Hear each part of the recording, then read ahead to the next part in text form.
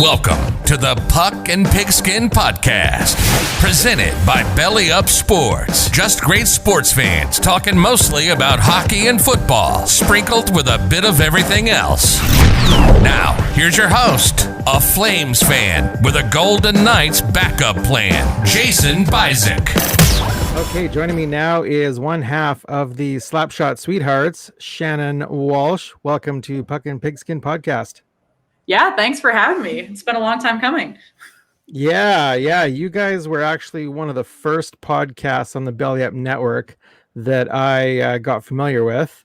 And you were tops on my list to be a guest, but then people kept adding to my list, and you guys were kind of busy there growing your podcast. So now's the perfect time. Yeah, we started right when the season started. So it was like poor timing for, everyone trying to get those things scheduled and all that, but excited to hop on. Yeah. And now's a perfect time actually, because playoffs are about to start. And I want to talk a little bit about you first, have my fans kind of get to know you. From what I've gathered watching you on the Rod Peterson show and your other episodes, you are a Bruins, Patriots, Celtics, and Sox fan. Grew up half an hour south of Boston. Is that correct? Yeah, I grew up like barely a mile away from Gillette. So right in Foxborough. Oh, wow. Yeah, so I drove by Foxborough by Gillette when I needed to go anywhere. If I needed to get on the highway, I had to drive by. So, when you now I live in Washington, D.C., and it takes us like an hour or so to get to Landover and FedEx Field. And you almost take advantage of the fact that you're driving by a stadium all the time. And when I was younger, all of Bob Kraft has put a huge Patriots Place thing there with all those shops and everything. So you can't see the stadium much anymore. But I remember when you could just drive by and see the stadium, and you forget how great that is when you're driving by it every day. So it's cool. But yeah, huge diehard Boston fan. That's, since I've lived in DC, I've become a little bit softer on some of the DC sports, but not as the Bruins are going into this Capitals series. No doubt. So when did you leave the Boston area? Yeah, so I went to college down in DC, so about 6 years ago. I graduated 2 years ago, and then obviously lived down here for 4 years for college as well. Okay. And so now you have a soft spot for the Washington teams. So Capitals, obviously, Redskins.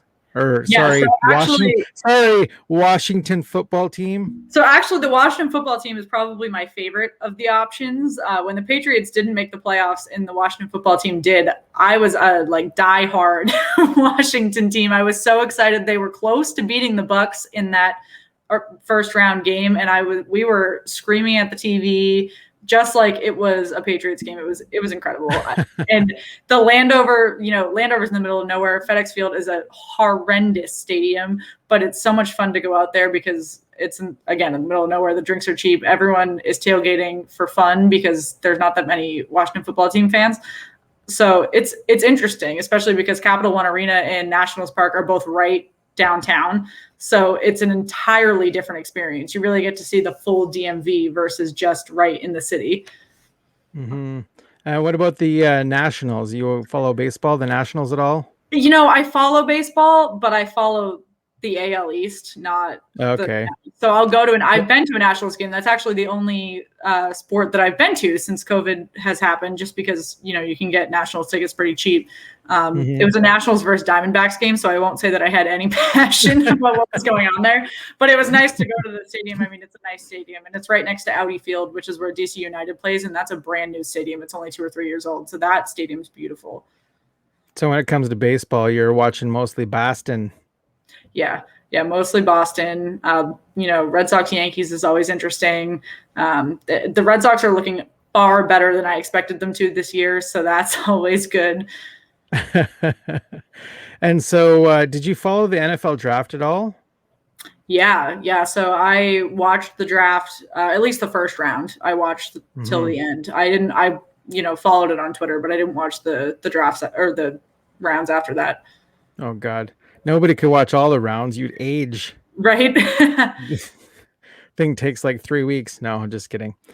So yeah, NHL playoffs starting up. So you guys, of course, Slapshot Sweethearts, your main focus is obviously hockey. Megan is she the Penguins fan? I think she's the Penguins fan, right? Yeah. So Megan has some interesting alliances. She grew up a Penguins fan, but she was a huge Marc-Andre Fleury fan. So when the Vegas expansion draft happened, she didn't shift allegiances, but she grew an allegiance for the Golden Knights, which is interesting. And then she also, when we met in college down in Washington, D.C., so she also has a loose alliance with the Capitals. I mean, obviously the Capitals and the Penguins are a huge rivalry. So she really likes Tom Wilson, which is, a separate issue. But if the Capitals are not playing the Penguins, she roots for the Capitals as well. Yeah. So speaking of Tom Wilson, what's your view of the whole Tom Wilson incident and puny little fine that he got? I mean, which one? I mean, I understand why they did it the way they did. They look at, when the play is dead, they look at those types of incidents different than if it's during gameplay. But it doesn't make it any less frustrating as a fan. I mean, they have strict rules. They don't consider prior history until there's a bad play to look at.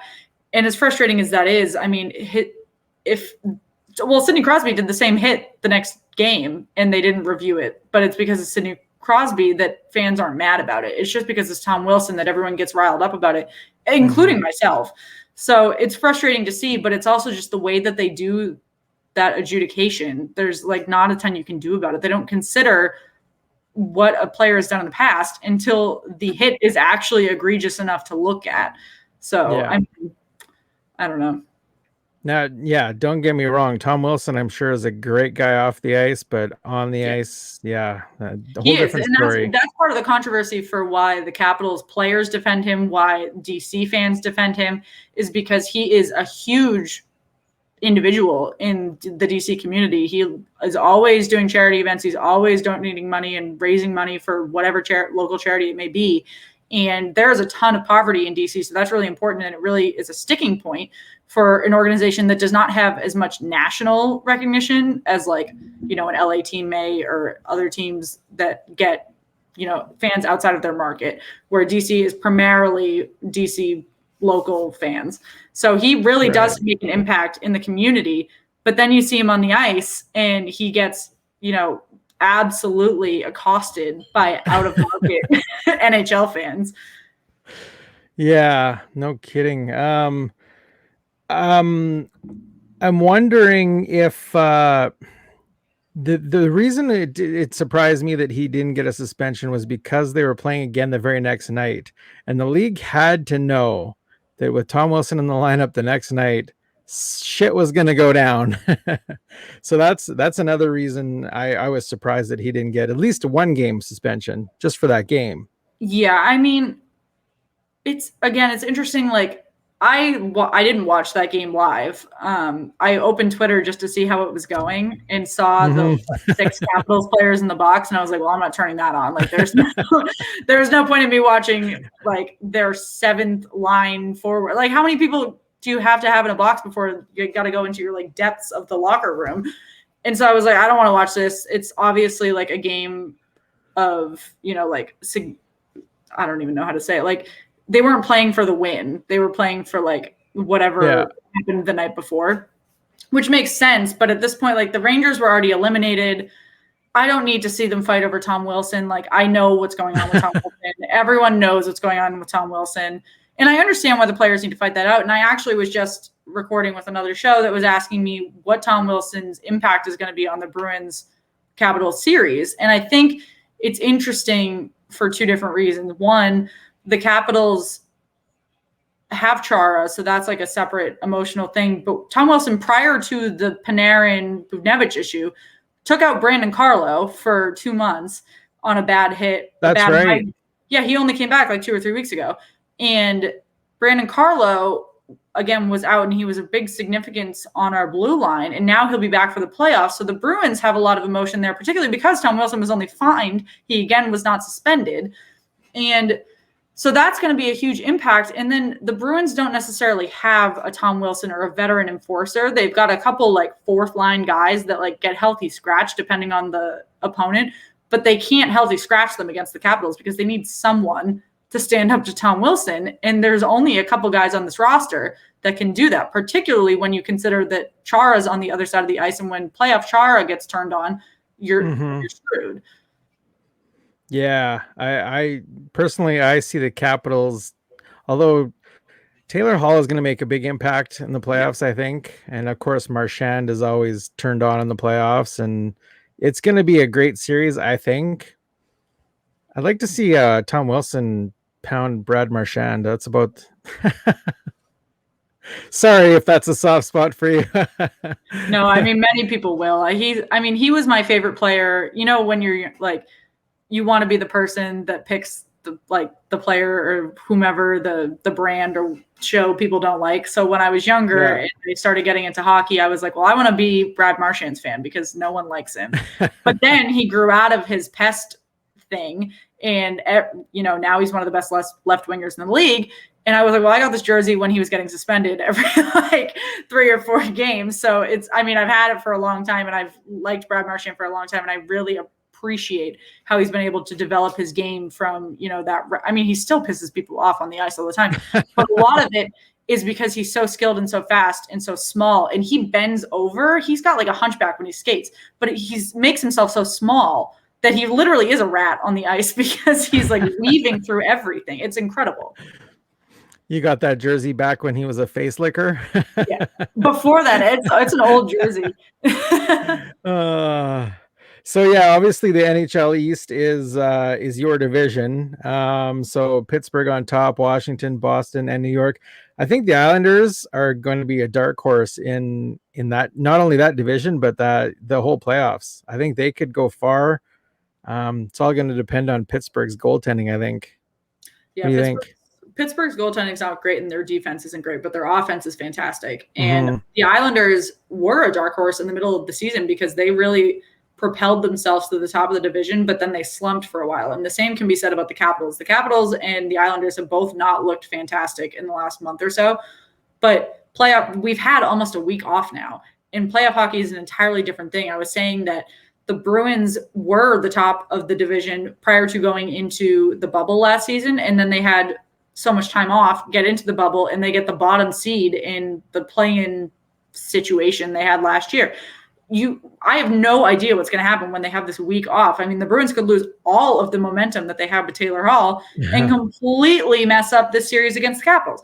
But they could keep it going, and the Capitals could slump. I mean, the Islanders could come back. The Penguins could slump. I have no idea. People keep asking me who's going to come out of the East, and I have nothing to say. They're all so evenly matched, and even the Rangers were not far behind them. I mean, if the Bruins missed the playoffs, I wasn't going to be that shocked just because of how competitive those 5 teams were in comparison to other divisions where once you got to the 4th seed, they were 10 or 15 points back from the top 3. But that wasn't the case in the East. So I don't know. Yeah. Now, being that my teams are in the North and I'm in Canada, I haven't seen a lot of the American divisions or games. How has Ovi done this season and Kuznetsov since he came back from injury? Have they been? Yeah, I mean, Ovechkin looks like Ovechkin, but a lot of people are stressing because he didn't hit the what was it, the 30 or something goal mark. Austin Matthews is going to get the Rocket Richard and not Ovechkin for the first time in however many years. But Ovechkin still looks good. He's still in the running to break the goal record. I mean, he missed a bunch of games because of COVID in the beginning. He just missed a few games because of injury. He's slowing down by no shock to anyone, but he still looks good. And that's the same thing you can say about the entire Capitals roster. Like, they're very old. They're by far the oldest team in the league, but they can still contend. In a year or two, they probably can't, but right now they can hold their own. Yeah. Oh, I mean, in Ovi's defense, I think he's 10 years older than Austin Matthews, or I don't know. Yeah. I mean, forget his real age. He looks like he's like 50. Oh yeah. and Austin Matthews has been on another planet this year, so that's just yeah. One thing I thought the Capitals were going to have a rough season when they traded away Holtby, or I think he was signed in the offseason maybe, and they picked up Lundqvist, but then Lundqvist couldn't play. So I was like, oh crap, Capitals are done. But they've surprised me, and I'm sure a lot of other people. Yeah, Vitek Vanacek was a huge surprise, particularly because obviously you said they lost Holtby, but Holtby wasn't looking great. At least with the Capitals, it was kind of like you've reached your shelf life in Washington. Not that he's a bad goaltender. I don't think Vancouver's woes are his fault. And then, like you said, they signed Lundqvist. Obviously, that was really sad for him and obviously frustrating for the Capitals. But then Samsonov went on to COVID protocol because all of the Russians on the Capitals had a hotel party before the NHL lifted the COVID restrictions. So they all had to go into COVID protocol. Samsonov actually got COVID from that. So he has been on and off the COVID list for the entire season because he has not been 100%. But Vitek Vanacek was not on anyone's radar because he is, I think, 21 or 22 and like was in the depths of their prospect pool. And he has looked great. He looks better than Samsonov. Again, Samsonov had COVID, so there's not a ton you can do about that. But he looks great. They're going to go into the playoffs probably starting Vanacek and not starting Samsonov.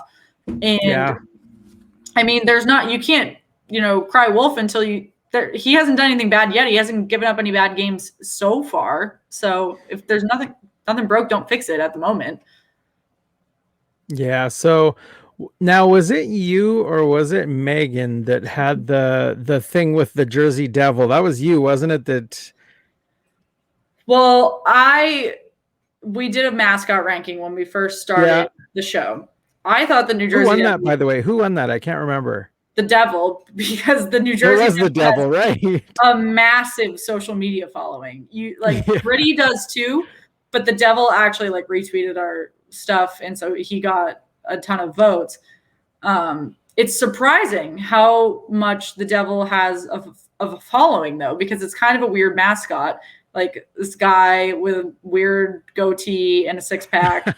So I was like, this guy's creepy. But there's whatever interns in New Jersey are running that social media account are incredible because they have so much engagement. Their TikTok, it has a ton of followers. Apparently, I don't use TikTok, but Megan says, and they're doing really well. So. Yeah, it's weird because when you guys did that mascot ranking, I actually started because you were posting their Twitter handles on Twitter. So I started following some of them. It's crazy the following some of them have. I couldn't believe it. And how active they are on social media. It depends on the mascot. So I think part of what makes a mascot social media successful is that you do engage with your fans. That's the key of being a mascot, right? Like you're doing pictures, you're doing photo ops, you're throwing t-shirts to fans. The same goes on social media. You comment, you reply, you message your fans. That's why the Devil does so well, because someone is sitting on that account, following, retweeting, replying to all the New Jersey fans. And granted, the New Jersey Devil market is smaller than the Blackhawks market, but Tommy Hawk from the Blackhawks has way less followers because they don't reply, they don't message, they don't they don't, they don't respond to any of that. So it really shows once I say you as in the people running these mascot accounts, you got to think of it as the same way you engage with fans at a game you do on social media, which is how you have to run a social media account anyway, but particularly for a mascot, since that's the entire purpose of a mascot. It's interesting. Yeah, I think the one I noticed since I started following a lot of them, I think the one I noticed the most on Twitter all the time is Stinger from Columbus. Yes. Yeah, the big ones. So Victory Green is a big one in terms of the ones that actually engage with their fans. Victory Green, obviously the Devil, Stinger, Stanley Sea Panther is not bad. Gritty does sometimes, but he's got 2 million followers. So so yeah, I guess what I'll do now is maybe just get you to make your bold Stanley Cup prediction. You guys have a bracket going on, right? If I'm not mistaken. So they haven't. Tonight is the final game, I believe, that dictates the seeding, because the West is still up for grabs. Once that is finalized, the NHL is going to post their bracket challenge, official picks you can make. But our podcast, Slapshot Sweethearts, has a league that you can join and make your bracket picks. And it says no prize in there, but we're doing a prize giveaway for the winner on social media. So if you follow us on social media, we'll have a big prize for whoever happens to pick the most accurate Stanley Cup bracket. Yeah, Sportsnet actually has their bracket already open, but for in the Vegas and the Colorado spots, they just have blanks. I mean, people have already made their picks though, because it's kind of obvious Vegas is going to win whoever they play, and Colorado is probably going to win whoever they play. I think that's pretty obvious, but you never know. Anything could happen. So I'm going to post a link to your guys' bracket in the description below. Yeah, you guys actually have a lot of swag. You guys have jerseys, pucks. You guys do prize giveaways. So yeah, tell people watching or listening where they can follow you and Slapshot Sweethearts. Yeah, so we're doing a jersey giveaway for each round of the playoffs. I actually just ordered the first jersey that we'll be giving away next week. So make sure that you follow us on Twitter, Instagram, Facebook, YouTube. And anywhere else that you listen to your podcast, we do audio as well. We are going to be doing giveaways. We're going to be streaming as much as we can, almost every night, as much as Megan and I won't kill each other. And, so make sure that you follow, subscribe. We're really putting in work for the playoffs, making sure that we bring good content to you, that you guys can come engage with us. And like I said, giveaways out the wazoo. So make sure that you are following and subscribing. Yeah, and I'll post all those links below, as I said. Yeah, so thanks for finally getting together and having this chat. It was great talking to you. Maybe next time I'll get to talk to both of you. Yeah, absolutely. We'll definitely have to do this again, though. We'll definitely do this again, though. Maybe a couple of weeks into the playoffs and see how things are going. Yeah, for sure. Yeah. All right. Thanks a lot, Shannon. You enjoy the rest of your evening. Yep. Thank you. Okay. Joining me now is one half of the Cannons and Tomahawks podcast and also host of the Blessum Browns podcast, Cleveland sports nut guru expert. What do you like to call yourself?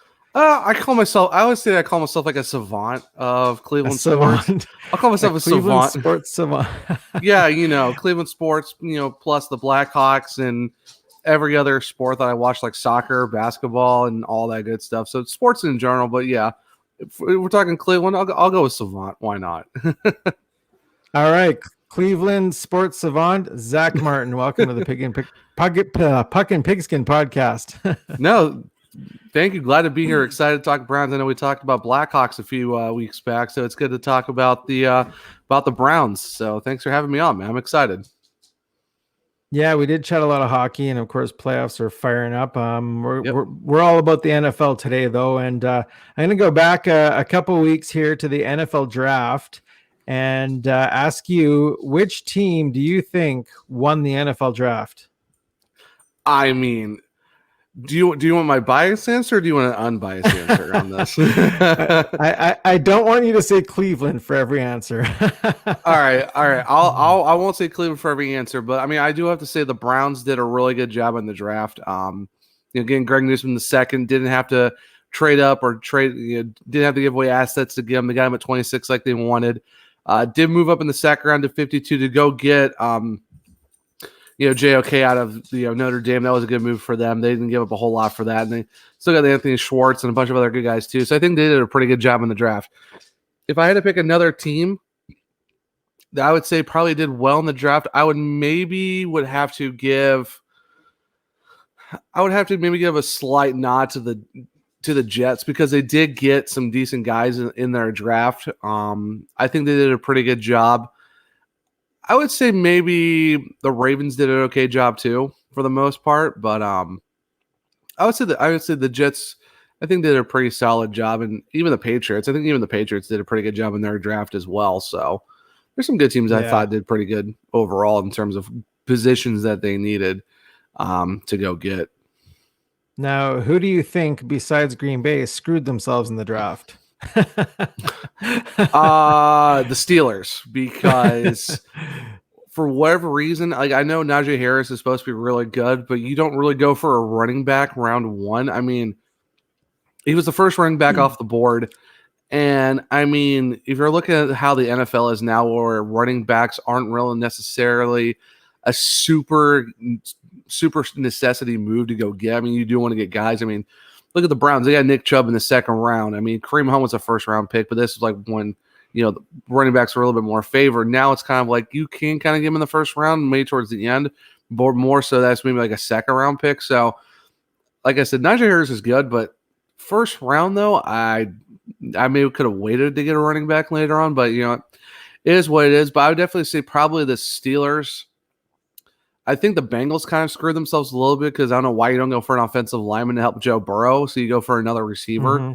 So that's going to kind of hurt them a little bit. I still think the Lions kind of didn't really do very much either, and I forget what team it was. Yeah. I think someone got fancy and got like two guys from the same, like with the same name. Both, I think one's from like North Carolina, one was from Duke. I forget where that was, but like they got the same guys with the same name. And I'm like, all right, well, that's kind of cute, but but yeah, I think probably the Steelers at the most did probably think the worst because I don't think they really got the positions that they really needed. And getting a halfback, I mean, you could have waited for that, honestly. Yeah.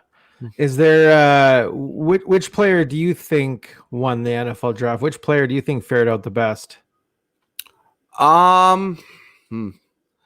I would probably say Trey Lance going number 3 to the Niners because of the fact that he is a good quarterback. He played really well. Of course, everyone's going to say, well, he played at the FCS. He played at North Dakota State. They're playing in the Horizon League, which they played my alma mater at Youngstown State. So, I mean, I know how good this kid is. He's really good. He's really mobile, and he's got a good arm. I think he did a pretty good job in terms of the draft because he's going to a Niners team that is good. I mean, they're you can say they might have taken a slight step back, but I mean, we're still talking about the Niners. They're still a good team. So I'd say Trey Lance did a good job. I would like to say Justin Fields, but in terms of you have to see how the Bears do in terms of getting pieces around them and stuff like that too. But of course, he still has to play with Andy Dalton and Nick Foles. But I say probably even if Trey Lance is going to back up Garoppolo, I think he did a pretty good job. And I would say even you can look at probably J.C. Horn. Out of University of South Carolina going to the Panthers because he's going to be like their top corner. So, and the fact they also just got Sam Darnold, so maybe they got a slight upgrade at quarterback, maybe. So, I would say maybe about Trey Lance, J.C. Horn. You could probably give Justin Fields a little bit of a shot there in terms of going to be in a good situation. If the Bears, I guess, do some right by him. So, yeah. I guess we'll see how that goes.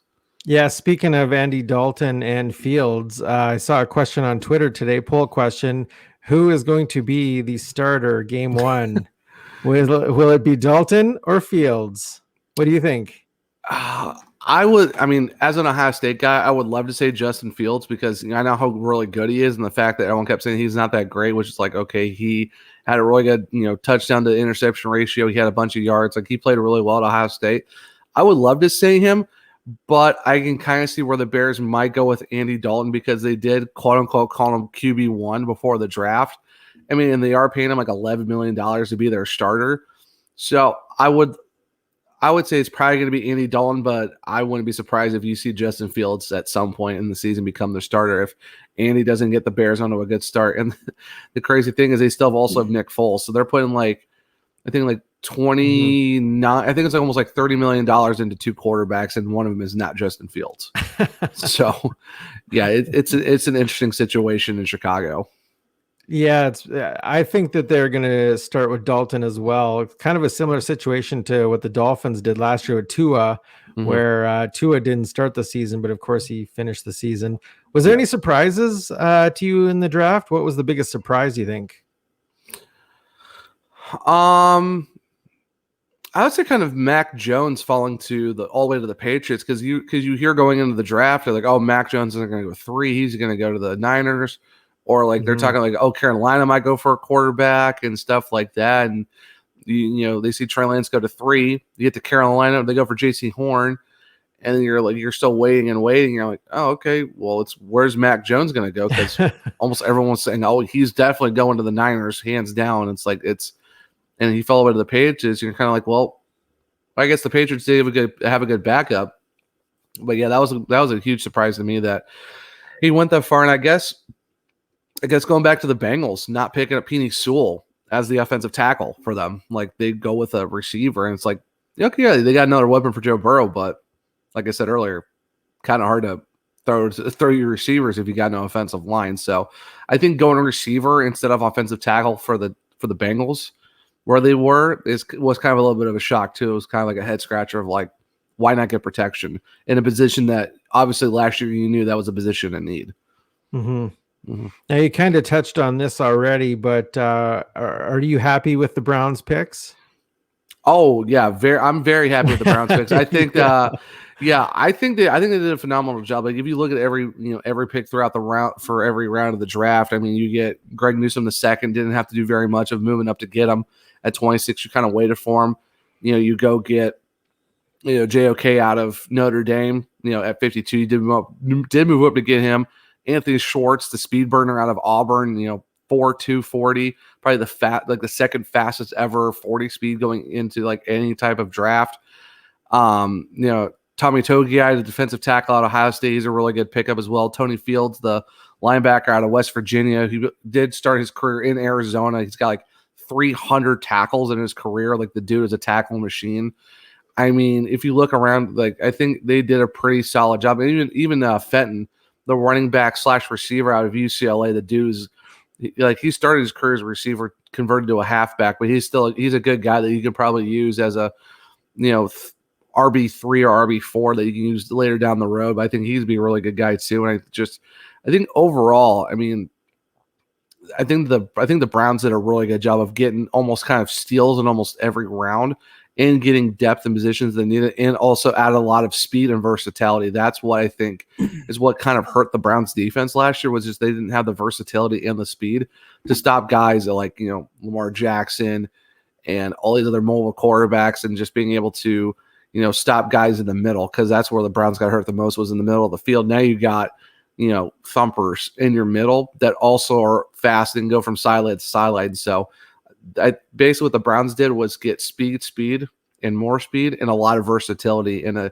defense that Joe Woods likes to play in, where it's 4 defensive linemen, like maybe like 1 linebacker, and then having a bunch of safeties and corners, and having like those edge safeties, like what JOK is going to be or what Tony Fields is going to be like, where they're not technically called linebackers, but they're not going to be safeties, but they're going to be like kind of like a semi slot corner, if you want to call it something like that. So it's definitely going to be interesting with the defense that they kind of formed themselves around. And like I said, getting a speedster in Schwartz was a nice addition to, getting Odell Beckham Jr. back from injury. You got Jarvis Landry, Donovan Peoples-Jones, Kadril Hodge, Rashad Higgins. Like adding Schwartz definitely gives you that burner that will make defense kind of have to worry about getting beat deep, like when the Browns used to have like Josh Gordon back in the day. So then you're obviously, by the sounds of things, you're obviously looking at the Browns having a better record this season than last season. Yes, I actually predicted them to go 11-5 last year, and I got it right. So I mean, I'll pat myself on the back a little bit for that one, but I would say, yeah, I think the Browns are going to have a good record.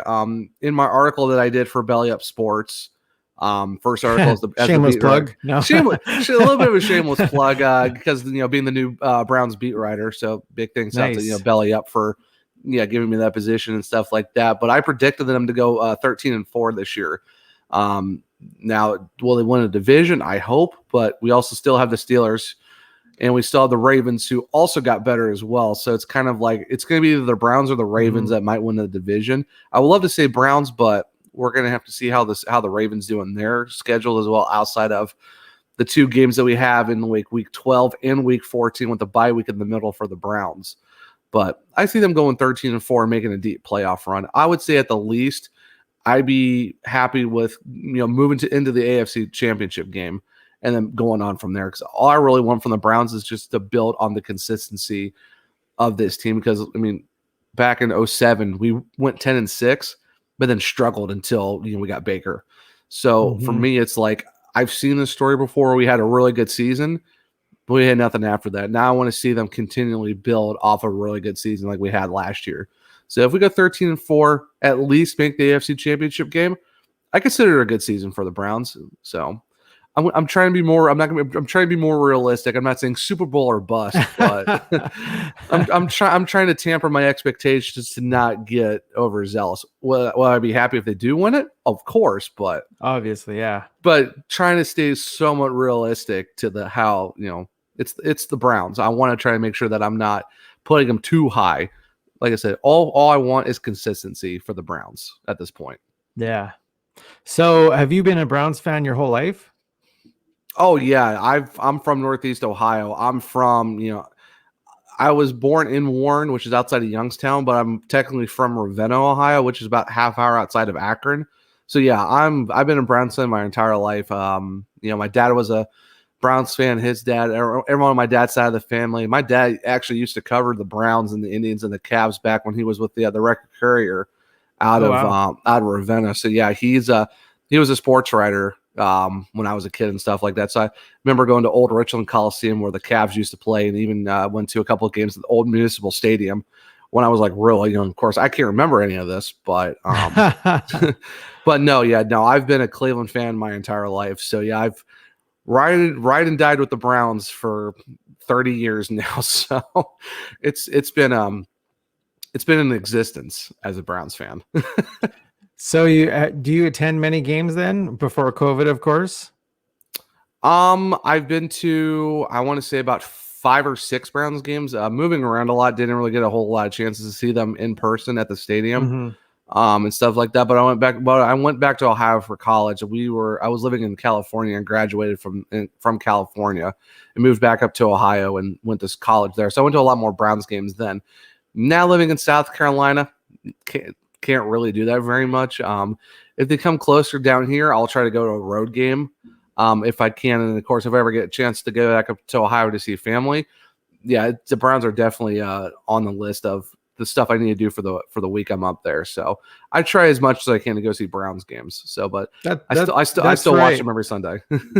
Yeah, I forgot that you're in South Carolina, aren't you? Yeah, I keep thinking for some reason that you're in Cleveland, and I don't know why. That'd be great. I mean, I can be able to go to games and go to the Indians and stuff like that. But I still get to be able to watch them on TV and stuff like that. So I find ways to watch the Browns games. So I'll miss a game. So yeah. So I'm going to put you on the spot and ask you, who is the greatest Cleveland Browns player of all time? Well, I mean, you have to go with you have Jim Brown. I mean, you really. I knew you'd say that. Okay, well, I would say outside of Jim Brown, outside of Otto Graham, out of the ones you technically hear all the time, I would say Bernie Kosar was probably one of the greatest Browns. He took us a lot of good deep playoff runs, a lot of AFC Championship games. Got to mention Brian Sipe, Webster Slaughter, Eric Metcalf. There was a lot of good Browns. I mean, Mack and Byron. They were really good too. So I mean, yeah, I would say outside of Graham and Brown, Bernie Kosar has to be probably one of the greatest Browns in my opinion. So that's fair. That's fair. Yeah. Actually, Jim Brown and Bernie Kosar, probably the only 2 Browns players that I actually remember. I mean, fair enough. I mean, since 1999 has been kind of a little bit tough outside of like Joe Thomas and Phil Dawson. Like you would have to give I wouldn't really do justice for the Browns if I don't say Joe Thomas is probably one of he's probably a top 5 Brown of all time for the fact he had 10,300 and something snaps in a row before he took a snap off. So I mean, you really can't forget about the Iron Man that is Joe Thomas. I would have loved to see him win a playoff game, but it is what it is. But no, love Joe Thomas. So yeah, I grew up a Miami Dolphins fan until Marino retired, and then kind of lost interest in the NFL and getting back into it now. So yeah, I can't name a whole lot of players from teams like the Browns or the Bengals or no. I mean, fair enough. So do you have a team right now, or is it kind of like you're just you're a neutral type fan? You just watch games. I'm a fan of the game right now, but I'm saying that my team is Las Vegas Raiders just because I love Las Vegas. Hey, nothing wrong As with you that. can see. Yeah. We actually had Rob Pearson on for Kansas Tomahawk, so he's a big Vegas. Nice. He's a big Golden Knights guy himself. So it makes sense. I can see why some Canadians would go for the Golden Knights. They're a new team. They're exciting, and they're in Vegas. I mean, you guys got some nice weather, so give you an excuse to go to a warmer climate to enjoy yourself and watch some hockey. So.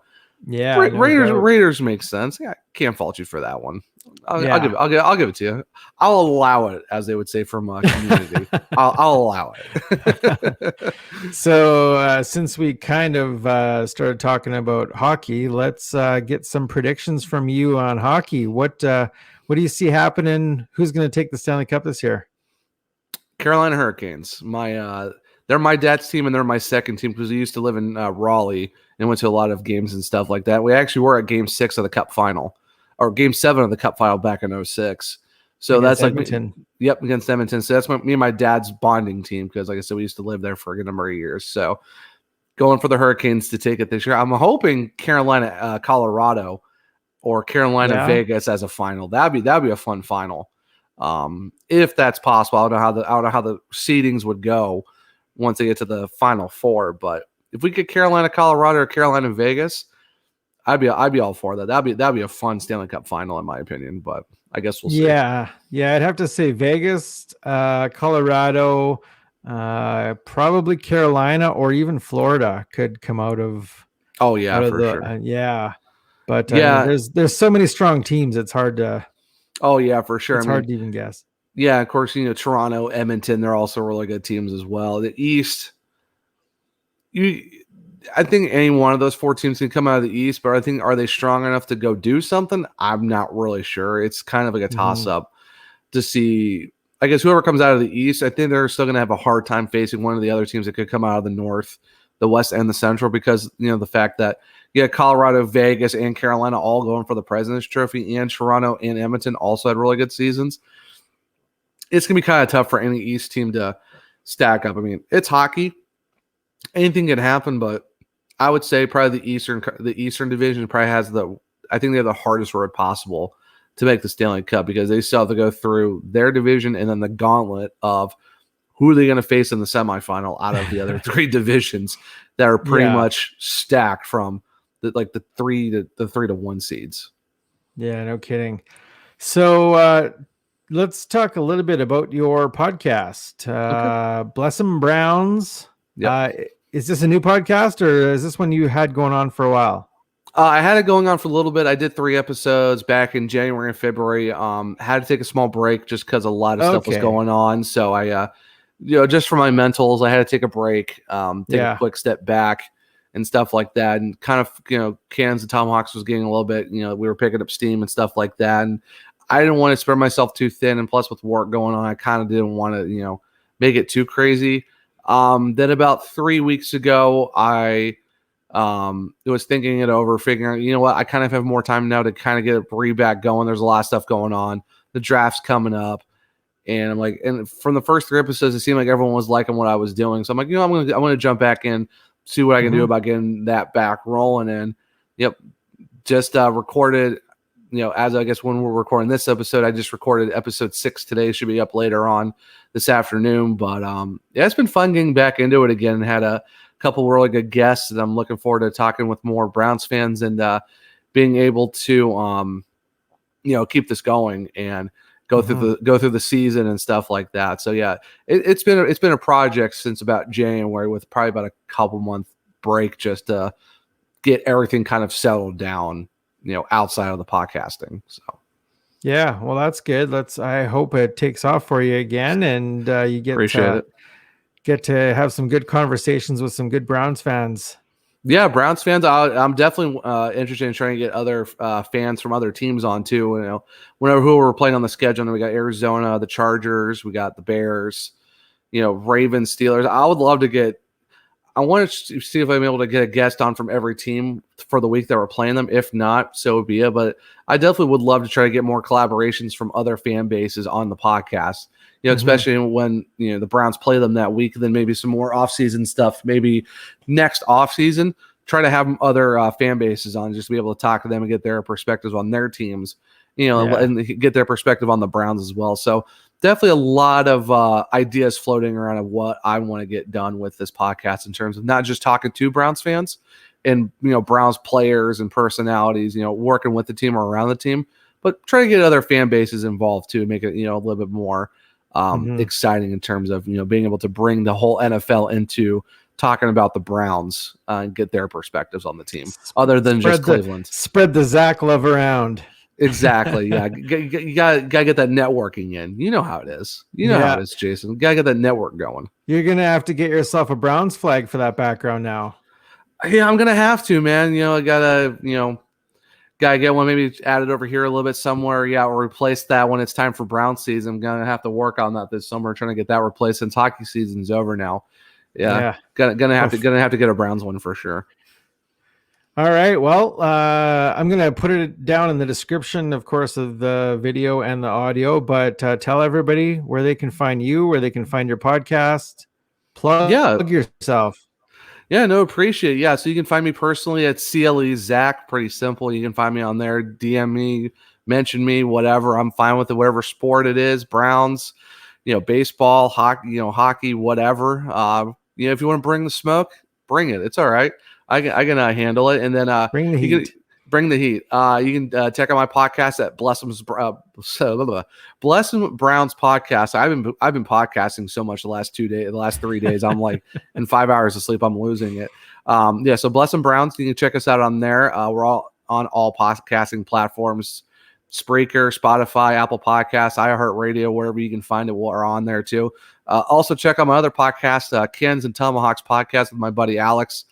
We've been doing that. We just did a massive 2-day, 4-part breakdown of all the divisions. So whenever you drop this, either we'll have all of them out or almost half of them out. So we're going to have 4 straight days of 4 previews dropping. So we had a lot of hockey talk for the last couple of days. So, but so check us out, Cans and Tomahawks podcast on YouTube, Facebook, Instagram. Like I said, Can of Hawks Pod on Twitter. And all podcasting platforms on there as well. So that's where you can check us out. Yep. All right. Well, it was great talking with you. And you enjoy the rest of your day, as nice as it is there.